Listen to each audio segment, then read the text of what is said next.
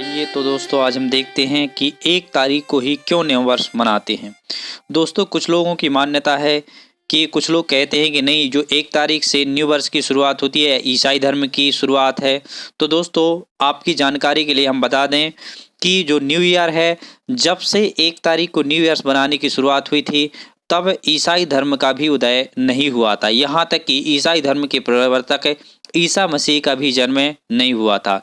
तो दोस्तों 1 तारीख को ही न्यू वर्ष क्यों मनाते हैं, इसके पीछे की वजह क्या है, आखिर वह कौन सा रहस्य है जिसके कारण हम 1 तारीख को ही न्यू वर्ष मनाते हैं। तो दोस्तों इस रहस्य को जानने के लिए वीडियो को शुरू से अंत तक देखते रहें। दोस्तों इसको जानने के लिए आपको चलना पड़ेगा दोस्तों रोम साम्राज्य। जैसे कि दोस्तों आपको पता हो कि रोम साम्राज्य विश्व का सबसे पुराना, सबसे बड़ा और सबसे शक्तिशाली साम्राज्य था। यह साम्राज्य इतना बड़ा था कि यह 3 महाद्वीपों तक फैला हुआ था। एशिया, यूरोप और अफ्रीका, 3 महाद्वीपों में फैला हुआ यह साम्राज्य था। यह साम्राज्य जो था, इसकी राजधानी, प्रमुख राजधानी इटली हुआ करती थी। वैसे तो इसकी 3 राजधानियां थीं। दोस्तों अब हम बात करते हैं आखिर रोम को ही हमने क्यों इस रोम साम्राज्य का उल्लेख किया। तो दोस्तों 1 तारीख को न्यू ईयर मनाने की शुरुआत करते हैं रोम के एक राजा थे जिन्होंने 45 ईसा पूर्व जूलियस सीजर, जो राजा थे उनकी यह फोटो है, यह जूलियस सीजर थे। इन्होंने ही 1 तारीख को न्यू ईयर मनाने की शुरुआत की। यह शुरुआत उन्होंने 45 ईसा पूर्व की थी। ठीक है ना दोस्तों, जूलियस सीजर ने 45 ईसा पूर्व इसकी शुरुआत की थी। अब बात करते हैं दोस्तों, दूसरा महत्वपूर्ण क्वेश्चन ये है कि आखिर जनवरी को ही प्रथम माह क्यों माना। तो दोस्तों रोम में उस समय ईसाई धर्म था नहीं जब इसकी शुरुआत हुई थी। उस समय क्या था दोस्तों, जैसे हमारे यहाँ देवी देवता होते हैं वैसे रोम में भी देवी देवता थे। तो वहाँ के एक प्रमुख और प्रथम देवता के रूप में वो लोग जैनस को मानते थे। जैसे कि हिंदुओं में गणेश को प्रथम देवता मानते हैं, वैसे ही रोम साम्राज्य में उस समय जैनस को प्रथम देवता माना गया था। जो जैनस देवता थे यह क्या थे, यह वहाँ के प्रथम देवता थे और इनके 2 मुँह हुआ करते थे। ठीक है ना दोस्तों, इनका जो आगे वाला मुँह था उसी के अनुसार इन्होंने कह दिया कि जनवरी जो है यह जैनस के नाम पर ही जनवरी को प्रथम माह बनाया गया। इसी तरह इन महीनों की खोज की गई।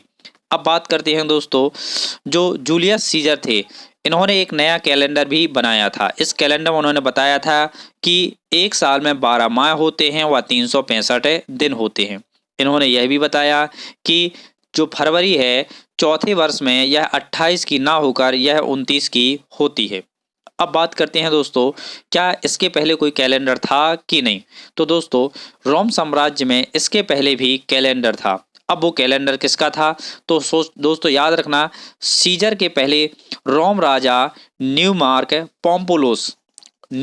पोम्पोलोस जो जूलियस सीजर के पहले के राजा थे, वहाँ के सम्राट थे, इन्होंने भी एक कैलेंडर बनवाया था। इस कैलेंडर में 12 माह की जगह 10 माह हुआ करते थे और दिन हुआ करते थे 308। अतः उस समय ये इनका जो कैलेंडर था, एक वर्ष को उन्होंने 10 माह में व 308 दिनों में डिवाइड किया था। और इनका जो सप्ताह हुआ करता था वह 8 दिन का सप्ताह हुआ करता था। लेकिन और यही जो न्यूमार्क पोम्पोलोस थे इन्होंने ही जनवरी को प्रथम माह दिया था। लेकिन शुरुआत किसने की थी, जूलियस सीजर ने 1 तारीख को न्यू ईयर मनाने की शुरुआत की थी। अब बात करते हैं दोस्तों, धीरे धीरे रोम साम्राज्य का पतन होता जाता है और 5 ईस्वी आते आते 45 ईसा पूर्व से 5 ईस्वी आते आते ये क्या हो जाता है, रोम साम्राज्य छोटा होता जाता है और ईसाई धर्म का प्रचार बढ़ता जाता है। ईसाइयों की संख्या बहुत ज़्यादा बढ़ती जाती है। अब बात क्या करते हैं दोस्तों, जैसे ही अब ईसाई धर्म घटता जाता है तो फिर क्या होता है दोस्तों, ईसाई धर्म के जो लोग थे, ईसाई धर्म के लोग 25 मार्च और 25 दिसंबर को ही न्यू वर्ष मनाना चाहते थे। तो दोस्तों ईसाई धर्म के लोग 25 मार्च को न्यू वर्ष मनाते थे। क्यों मनाते थे, उनने आज से लगभग 1500 वर्ष तक ईसाई धर्म के लोगों ने 25 मार्च को ही न्यू वर्ष के रूप में मनाया। क्यों मनाया, कैसे मनाया, उसके पीछे की वजह क्या है। तो दोस्तों चलो आगे देखते हैं इसके पीछे के रहस्य के बारे में। दोस्तों क्या हुआ कि 25 मार्च को भगवान के दूत गैब्रियल ने ईसा मसीह की मां को संदेश दिया था कि तुम्हें ईश्वर के अवतार में ईसा मसीह को जन्म देना है। ठीक है ना दोस्तों।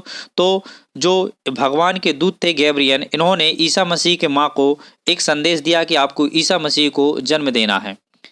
फिर क्या होता है दोस्तों, 25 दिसंबर को ईसा मसीह का जन्म होता है।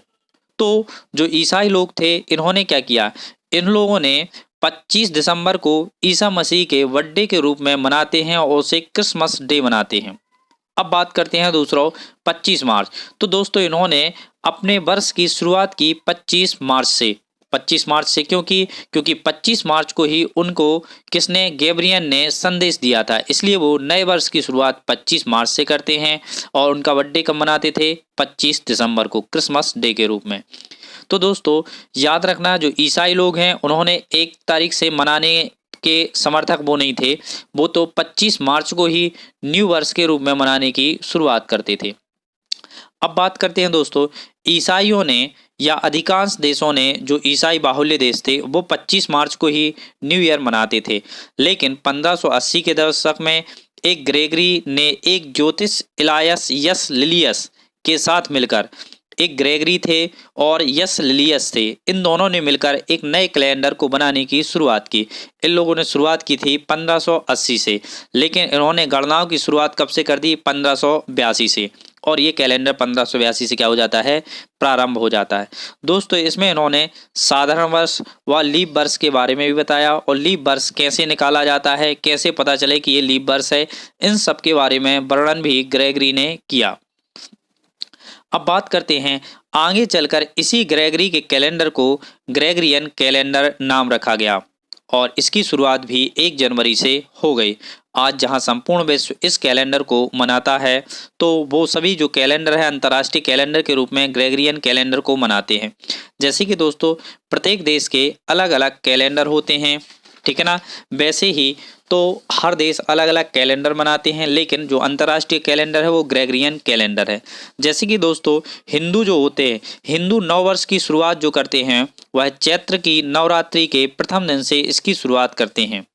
जो प्रथम दिन की शुरुआत होती है यह ग्रेगरियन कैलेंडर के अनुसार मार्च और अप्रैल में पड़ता है। इसकी कोई तिथि निश्चित नहीं होती है।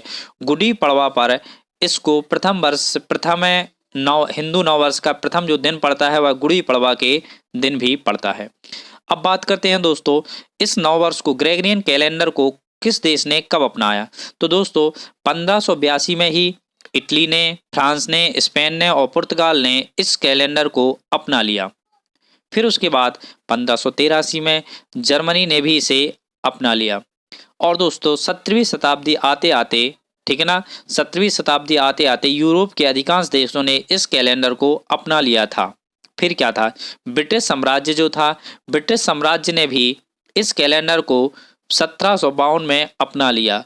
और जब ब्रिटिश साम्राज्य ने अपना लिया तो उसके जहाँ जहाँ उपनिवेश थे उन सभी जगह पर भी इसी कैलेंडर का प्रचार किया गया।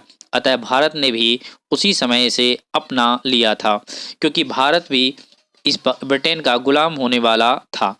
अब बात करते हैं दोस्तों, यदि आपको यह वीडियो बहुत ही अच्छा लगा हो, इसी तरह की रोमांटिक और इंटरेस्टिंग वीडियो देखने के लिए चैनल को लाइक और सब्सक्राइब करें। मैं नीतेश पटेल, लक्ष्य क्लासेस विद नीतेश पटेल में आपका हार्दिक स्वागत है। दोस्तों यदि आपको वीडियो अच्छा लगा हो तो चैनल को लाइक और सब्सक्राइब करें। जय हिंद, जय भारत।